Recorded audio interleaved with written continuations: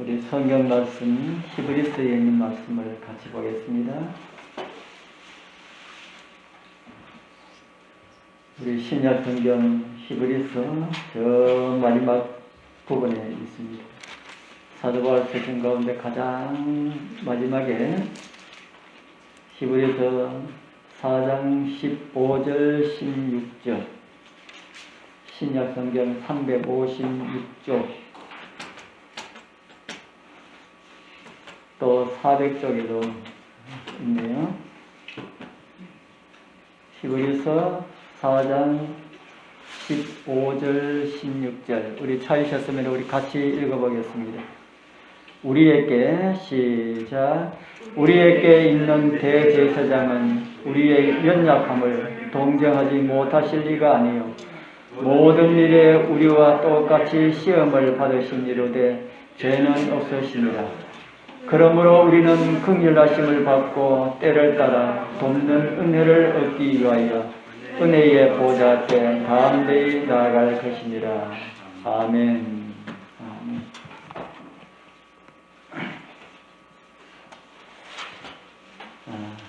저는 지난 시간에 구원받은 자들은 이리로 들어가라 라는 이런 말씀을 드렸습니다.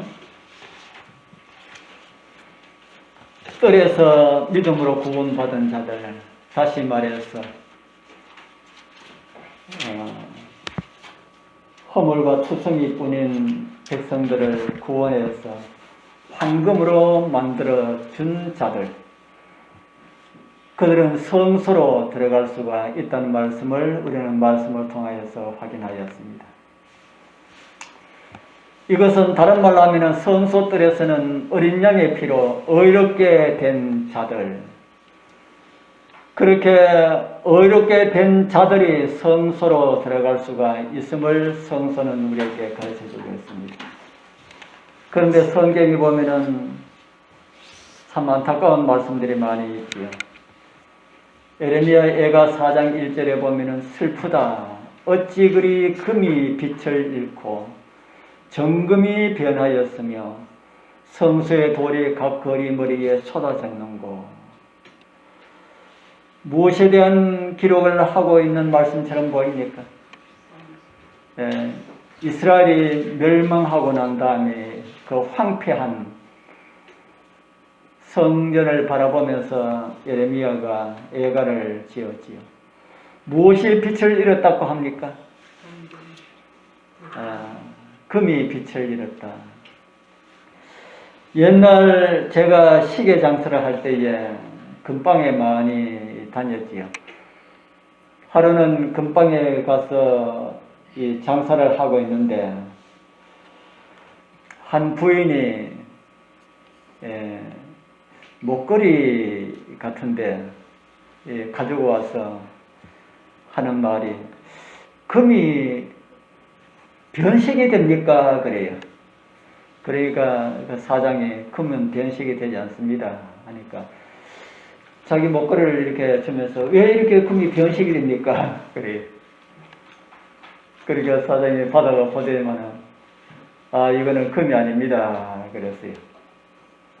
그러니까 그분이 굉장히 실망한 그런 눈으로 받아가지고 돌아가는 것을 봤습니다. 금은 변색이 된다는 겁니까? 안 된다는 겁니까?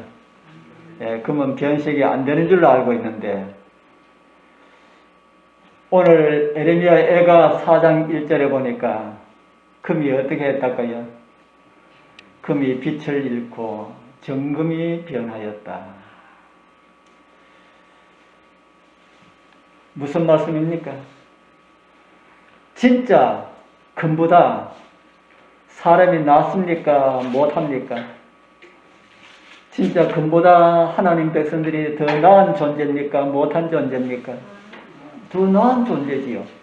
그런데 진짜 금은 빛을 변하지 않는데 금으로 만들어 놓은 이스라엘이 어떻게 됐다는 겁니까?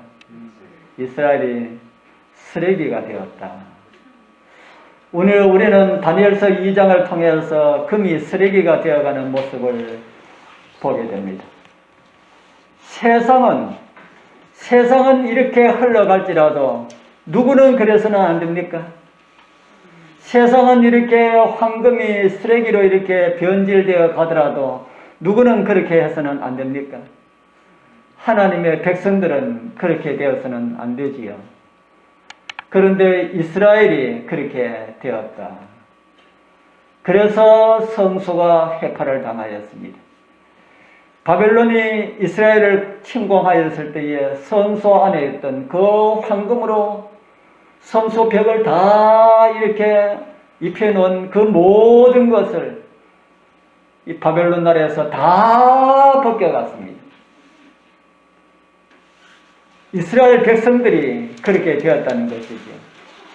하나님의 백성들이 그렇게 되었다는 것을 성소를 통하여서 보여주셨습니다.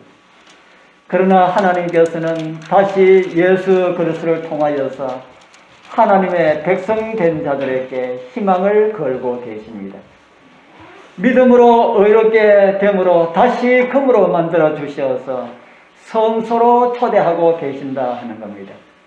우리 사랑하는 성도님들, 하나님께서 준비하신 도움이 있는 집으로 다 들어오게 되길 바랍니다. 그리고 그곳 도움의 집에서 준비해 놓으신 하나님의 은혜를 우리가 다 받아 하나님의 백성들에게 주신 하나님의 은혜를 입고 넉넉하게 지성소 하나님의 보좌, 은혜의 보좌 앞으로 담대히 나아가시는 그런 은혜가 우리 모두와 함께 하길 축복합니다. 우리가 성소 안으로 들어가지 않고 성소 뜰에 머물러 있으면 우리는 또다시 짓밟히게 될 것임을 성경 역사는 이스라엘 역사를 통하여서 우리에게 가르쳐주고 있습니다. 안전한 장소 성소로 다 피하여서 하나님께서 주신 도움으로 넉넉하게 그 다음 장소인 지성소로 다 들어가시는 그런 은혜가 우리와 함께 하길 바랍니다. 이제 하나님께서 성소로 나가는 자들을 위하여서 마련하신 그런 은혜들을 만나보도록 하겠습니다. 성소 안으로 들어가면은 황금으로 입힌 벽들이 찬란한 그런 가운데서 우측에 놓여있는 하나의 상을 만나게 됩니다. 바로 떡상이지요. 저 안쪽에 있는 떡상이 보입니까? 가까이 보면은 색깔은 좀 다르지만은 같은 비슷한 그런 상입니다. 하나님께서 이 떡상을 이렇게 만들라고 하셨습니다. 출애굽기 25장에 있습니다.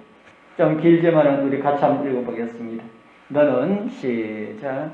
너는 조각목으로 상을 만들되 장이 2규빗, 광이 1규빗, 고가 1규빗 반이 되게 하고 정금으로 사고 주위에 금태를 두르고 그 사면에 손바닥 넓이만한 턱을 만들고 그 턱 주위에 금으로 태를 만들고 그것을 위하여 금고리 넷을 만들어 내 발위 내 모퉁이에 달되 턱 곁에 달라.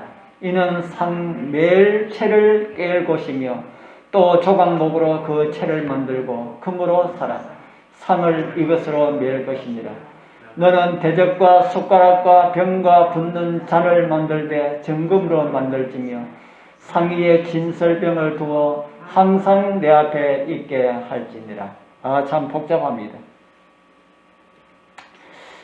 이 떡상, 또 다른 말로는 진설병상 이렇게 불립니다. 좀 더 쉽게 우리가 이해를 하자면은 밥상입니다. 들리는 얘기로는 어느 나라의 정상의 화장실에 변기가 금으로 되어 있다는 이야기를 들었습니다만 사실인지는 모르겠고요. 아마도 밥상 중에 제일 값진 그런 밥상이 아닐까 하는 생각이 듭니다. 성소에 있는 이 밥상이 무슨 나무로 상을 만들었다고 합니까? 조각목. 성전에 사용되어진 대부분의 나무들이 다 조각목으로 만들었습니다. 조각목은 아카시아 나무라고 하는데 우리나라에 있는 아카시아 나무와는 좀 다르고요.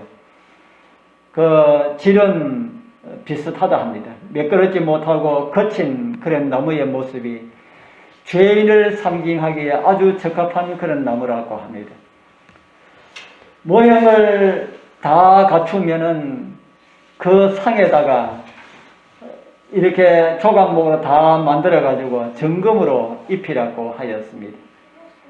18K나 14K를 입힌 것이 아니고 순정금, 완전한 정금으로 입히라 하였습니다.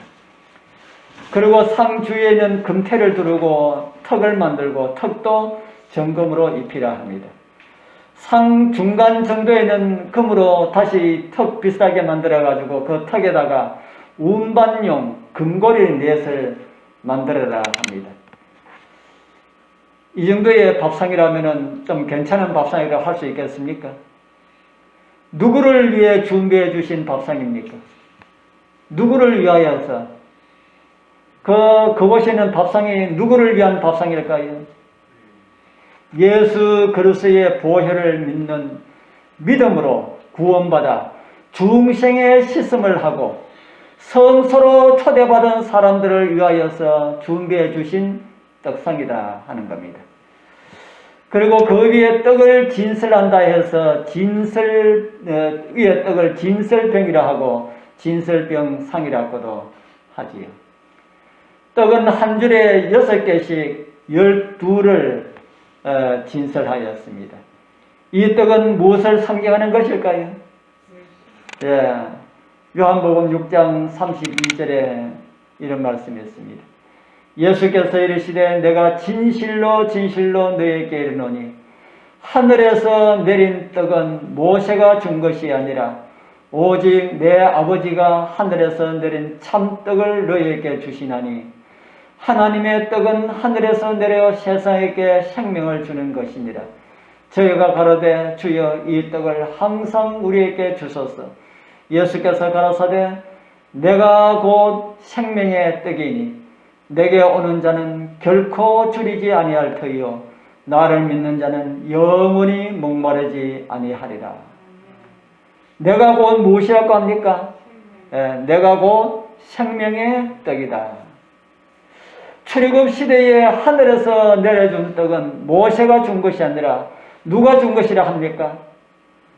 출애굽 때에 하늘에서 내려준 떡은 모세가 준 것이 아니라 하나님께서 너희에게 주신 것이다. 그 떡은 세상에 생명을 주기 위하여 주어진 바로 나를 가리키는 것이다. 그렇게 말씀하셨지요. 여러분들도 떡을 먹어야 살아갈 수 있습니까? 우리는 다 떡이나 밥이나 무엇이나 먹어야 살아갈 수가 있습니다. 오늘날에는 이 식품이 풍부해진 이런 사회에 우리가 살아가다 보니까 음식이 너무 풍성해서 너무 많이 먹어서 탈이 날 수가 있는 그런 시대에 우리가 살아가고 있다. 그것도 복입니까? 어떤 나라는 먹을 것이 없어서 그런데 우리는 너무 많아가지고 그렇다. 그런데 그 복이 자칫하면 무엇이 될 수 있겠다는 것입니까? 그 복이 자칫하면 저주가 될 수가 있다. 그래서 하나님께서 우리에게 주신 은혜의 복을 저주가 되지 않도록 절제하는 습관들을 우리 다 실천하게 되길 바랍니다. 아이가 태어나면 엄마가 제일 먼저 무엇을 합니까? 요즘은 대부분이 다 병원에서 다 해주지요. 병원에 가면은 병원에서 자르고 씻기고 그렇게 다 한 다음에 아기를 엄마 품에 건네주지요. 그러면은 엄마가 아기를 받아서 무엇을 합니까? 저는 무엇을 하는지 저는 보지를 못해가지고 무엇을 하는지 모르겠네요. 어느 엄마가 태어난 아들을 보고 야 이놈아 10달 동안 배 안에서 애를 먹였으면은 이제 밖에 나왔으면은 엄마를 위해서 무엇인가 좀 해야 되지 않겠느냐 이렇게 하는 엄마 있을까요? 그렇게 하는 엄마들 아무도 없을 겁니다. 아기를 본 엄마는 그냥 어떻게 해요? 그냥 이뻐가지고 어떻게 합니까? 품에 안고 찢지 먹이려고 하지요. 그것이 본성이다 하는 겁니다. 그것이 본성이다. 젖을 주고자 하는 하늘 아버지의 마음을 엄마에게 주신 것이다. 태어나면은 자르고 씻고 하는 이런 경험들은 성소 뜰에서 다 하는 그런 경험들과 비슷하다 하는 겁니다. 우리 모두는 성소 뜰에서 새 사람으로 살아갈 수가 있는 다시 태어나는 그런 경험을 하게 되었다. 다시 태어난 자식들을 위하여서 엄마는 무엇보다 먼저 먹이려고 하는 것처럼 영적으로 태어난 아들을 위하여서 제일 먼저 준비해 놓은 것이 성소 안의 떡상이다 하는 겁니다. 세상을 살아가기 위하여서도 먹어야 살아갈 수 있는 것처럼 엄마가 이제 금방 태어난 자녀에게 먹이려고 하는 것처럼 하나님의 백성들이 거룩하게 살아가는 것도 무엇부터 시작하라고 가르쳐 줍니까? 무엇부터 먼저 하랄까요? 거룩한 행실도 먹는 것부터 시작하라. 감사합니까? 뭐 일 실컷 하고 난 다음에 먹으라 하지 아니하고 먹는 것부터 우선 먹고 해라 합니다. 교회 생활도 먹는 일에 불참하면은 손해를 봅니다. 같이 먹고 그렇게 해야 정이 생기고 먹음으로 친밀함도 생기게 된다 하는 겁니다. 그런데 그런 것을 사탄이 알고 있기에 하나님의 백성들이 함께 모여서 먹을 수 없는 그런 환경이 되도록 코로나를 터뜨린 것 같습니다. 그런데 이제 뭐 백신이 나오고 하는 이야기를 듣는 것을 보니까 머지않아서 꼭 끝날 것 같은데 그렇게 되면은 우리 또 다시 자주 모여서 같이 먹고 정을 내어서 우리 장로교회가 형제에 의해 뜨거운 사랑을 가진 그런 교회임을 보여주게 되길 소망합니다. 그렇게 되면은 영혼들이 몰려옵니다. 교회가 정말 사랑으로 하나 되는 이런 모습이 알려지면은 영혼들이 몰려온다는 것이지요. 성소의 떡은 예수 그리스도를 상징하는 것이라고 그렇게 가르치는 것이라 했는데 그 떡을 먹으라고 했는데 어떻게 예수 그리스도를 상징하는 떡을 먹는 그런 경험들을 할 수 있을까? 이제 그런 경험을 할 수 있는 그런 내용들을 좀 생각을 해보도록 하겠습니다. 먼저 무엇을 느껴야 한다고요? 배고픔을 느껴야 한다. 제가 기억력이 잘 없어가지고 참 둔하여서 제가 장유에서 얼마 전에 우리가 다시 와서 그랬는지 군위에서 경험을 했는지 잘 모르겠습니다. 어느 집에 방문을 가야 하는데 식사 시간이 거의 되어가지고 집에서 밥을 먹고 가자 하고 그 시간 정도 돼서 간다고 이야기해놓고 먹고 가자 하고 먹고 갔습니다. 그리고 가면서 우리 먹고 갑니다 했는데 가서 보니까 그 집에서 점심을 준비를 해 놓았습니다. 먹고 가는데 어떻게 해야 됩니까? 그래도 또 먹었습니다. 오전에 방문하다가 점심때가 되면 배가 고플 텐데 배고플 때 점심 먹으면 점심 맛이 어떨까요? 맛이 있지요. 그런데 먹고 갔기 때문에 그만한 맛을 느끼지 못합니다. 제가 칼을 갈러 다니니까 식당에 다니니까 식당 주인들이 참 마음 좋은 주인들이 너무 많더라고요. 김밥집에 가면은 김밥을 주면서 먹으라 그러고 고기 먹는 집에 가면은 오늘 점심 뭐 드시고 가라고 그러고 오늘 제가 특별히 대접을 해드리겠다 그러고 그래서 그 거절하는데도 어떨 때는 땀을 뺍니다. 어떨 때는 말을 해놓고 나니까 어디 한 곳에는 그렇게 점심 대접을 하려고 그러는 거 아이고 죄송합니다. 저는 위장이 좋지 않아가지고 현미를 먹어야 됩니다. 그렇게 한다고 했는 말이 그렇게 하니까 그분 하는 말이 위장 안 좋으신 분들 현미 먹으면 안 된다 하던데요. 그렇게 이야기. 그런데 저는 현미를 먹어야 됩니다. 그래서 저는 도시락을 사가지고 다닌다 하니까 그 이상하다 하면서 아이고 제가 거절하는 것도 참 힘이 많이 들더라고요. 우리 속담에 밥은 어떤 사람이 먹는다는 말이 있습니까? 밥은 어떤 사람이 먹고요? 굶은 사람이 먹고 배부른 사람에게는 아무리 진수성찬이라 할지라도 별 의미가 없다는 그런 말입니다. 우리 누가복음 15장에 나오는 이 둘째 아들은 배가 고프니 무엇도 먹었다 그럽니까? 돼지 먹이도 먹었다. 마태복음에서 예수님께서 친히 이런 말씀을 주셨지요. 마태복음 5장 8절. 같이 한번 읽어볼까요? 의에 시작. 의에 줄이고 목마른 자는 복이 있나니 저희가 배부를 것이며. 어떤 자가 배부를 것이라 합니까? 예, 줄이고 목마른 자가 복이 있다. 우리 사랑하는 성도님들, 말씀에 정말 줄이시는 것을 느끼시는 그런 은혜가 함께하기를 소망합니다. 아멘. 제가 지금 말씀드리는 것은 먹지 않아서 줄임이 아니고요. 먹지 않아서 줄이면 안 됩니다. 먹어도 갈급하여서 먹으면 먹을수록 더 먹고 싶어하는 이런 줄임, 하나님의 말씀에 대한 이런 줄임이 우리에게 있어야 한다.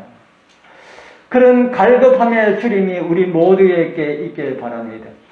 그래서 하나님께서 주시는 배부름을 경험하게 되길 축복합니다. 다니다 보면은 의에 줄인 영혼들 참 만나게 되는데요. 수년 전에 오래됐네요. 수년 전에 저희들 노상 가서 노상 교회를 도우면서 다닐 때가 있었습니다. 그때 우리 교회는 여러 가지로 참 많이 어렵고 힘들 그런 때였지요.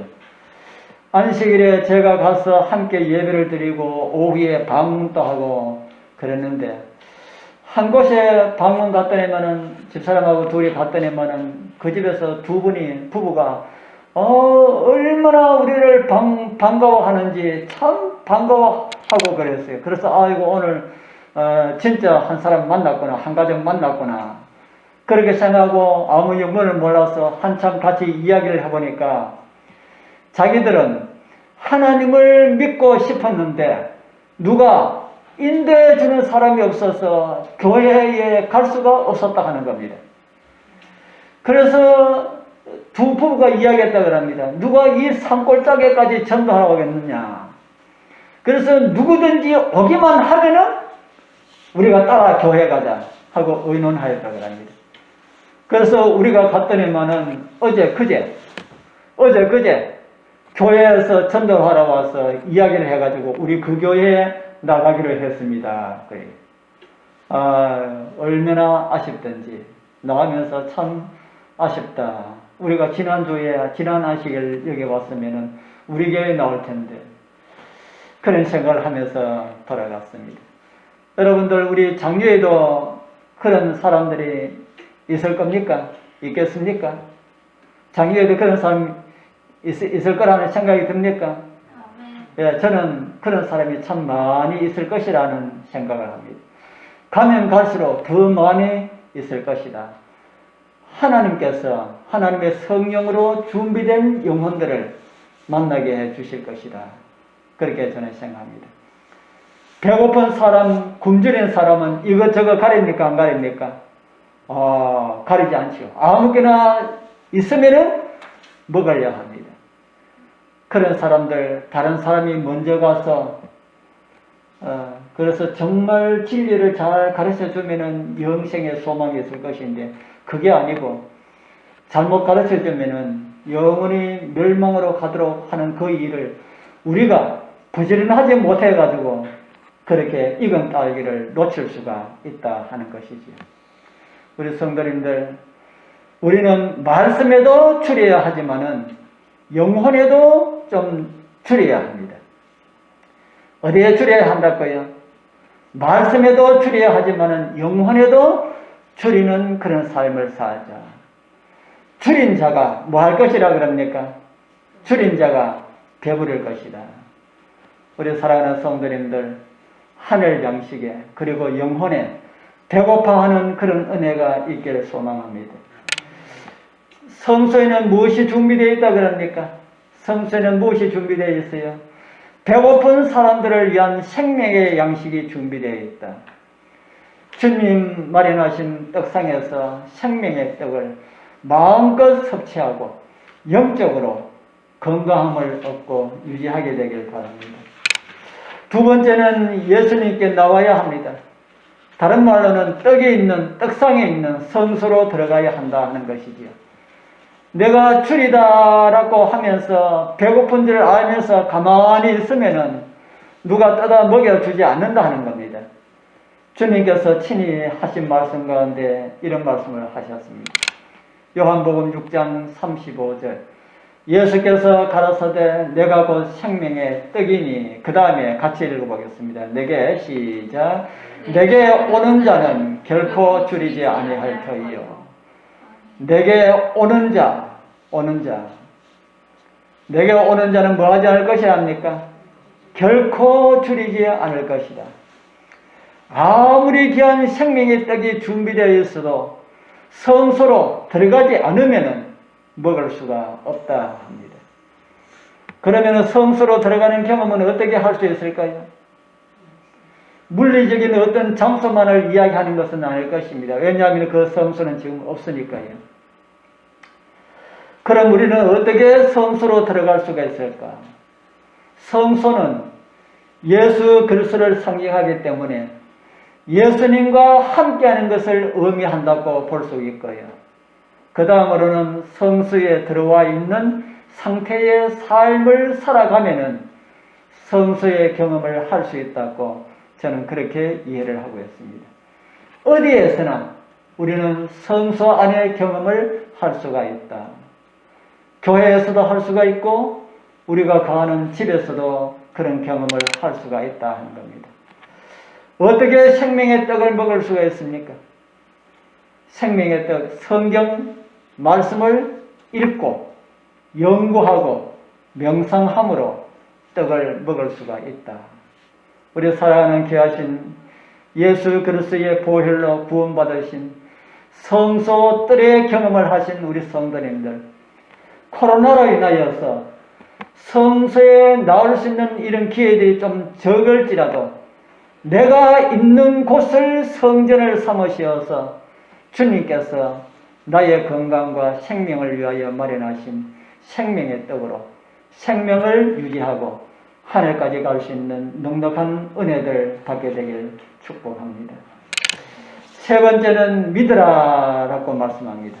세 번째는 믿으라. 요한복음 6장 35절 하단에 보면은 나를 믿는 자는 영원히 목마르지 아니하리라 이렇게 말씀을 합니다. 그럼 믿는 자는 영원히 배고프지 않게 될 것이라는 말씀으로도 이해할 수 있겠지요.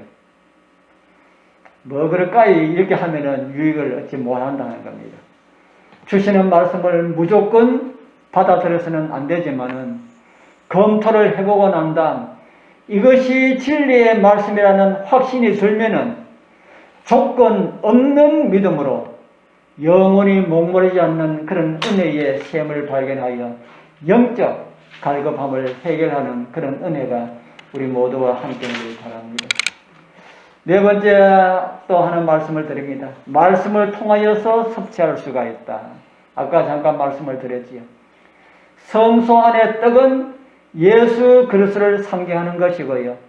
먹는 방법은 그 생명의 떡이 되시는 예수님을 우리는 말씀으로 먹을 수가 있다라는 그런 말씀입니다. 말씀과 관련된 두 말씀을 올려놨습니다. 올려드린 두 말씀을 자세하게 살펴보면은 예수 그리스도와 하나님의 말씀을 동일시 하고 있음을 쉽게 발견하게 됩니다. 예수 그리스도를 먹는 경험은 말씀을 읽고 이해하는 데서 오는 은혜를 가리키는 것이다. 예수 그리스도를 먹는 경험은 무엇이라고 제가 말씀을 드렸습니까? 예수 그리스도를 먹는 경험은 말씀을 읽고 어떻게 하는 거예요? 이해하는 데서 오는 그런 은혜. 말씀을 읽으니까 참 감동적이다. 참 은혜스럽다. 이렇게 깨닫는 것. 제가 우리 사람 부조에서 이제 정은의 말씀을 듣는 것이 너무 셈이 나가지고 너도 좀 들어야 되겠다 해가지고 오늘 하루 종일 다니면서 부조에서 이제 1장에서부터 4장까지 들었나 참 들으면 들을수록 읽으면 읽을수록 은혜스러운 것이 참 말씀이다 하는 생각을 들으면서 했습니다. 우리 하나님의 말씀을 읽으면은 깨닫게 됩니다. 성령께서 우리의 마음에 감동을 주셔서 깨닫게 된다 하는 것이지요. 아이가 먹지 않으면은 자라지 못하지요. 먹지 않으면은 자라지 못합니다. 영양분을 공급받지 않고는 자랄 수 없듯이 하나님의 집에 있는 백성들도 말씀을 먹어야만 어떻게 될 수 있겠다는 겁니까? 말씀을 먹어야 자란다. 하나님께서 그렇게 계획을 세우셨습니다. 안 먹고도 살 수가 있습니까? 안 먹고도 살 수가 있어요. 안 먹고도, 밥 안 먹고도 살 수가 있는 방법이 있으면 저는 그 방법을 선택할 것인데, 때로는 밥 먹으러 가는데 밥 먹는 것이 참 귀찮을 때가 있다는 생각이 들 정도로 그렇습니다. 먹지 않고도 건강을 유지할 수 있는 방법이 있다면 아마 저뿐 아니라 많은 사람들이 그 방법을 찾아보았을 것입니다. 그러나 그럴 수가 없지요. 누가 그렇게 만드셨어요? 우리 하나님께서 그렇게 만드셨습니다. 우리의 몸은 가장 좋은 음식으로 먹여주어야 합니다. 그래야만이 우리의 건강이 유지가 됩니다. 우리의 몸과 건강과 마음 다 먹는 것에 유익을 주고 있다는 겁니다. 세상을 살아가기 위하여서도 우리가 먹고 살아갈 수가 있기에 우리 건강을 위해서도 우리가 많은 먹거리를 우리가 생각하고 그렇게 살아가지요. 우리가 먹는 음식에는 십자가의 도장이 찍혀 있다 그랬지요. 그처럼 우리가 넘기는 성경의 페이지들도 정언의 말씀의 페이지들도 다 십자가의 도장이 찍혀 있습니다. 우리의 영적 건강을 위하여서 무엇보다 중요한 말씀들이다, 음식이다 하는 겁니다. 한 말씀 한 말씀 소중하게 여기면서 말씀을 가까이 하게 되길 바랍니다. 하나님께서 준비해 주신 왕의 초청의 만찬을 거절하지 말기를 바랍니다. 감사하게 날마다 그 하나님의 만찬에 참석하여서 풍성한 생명의 식탁의 은혜와 복을 통하여서 우리의 영성이 주님 닮아가는 그런 은혜가 우리 모두와 함께하길 축복합니다.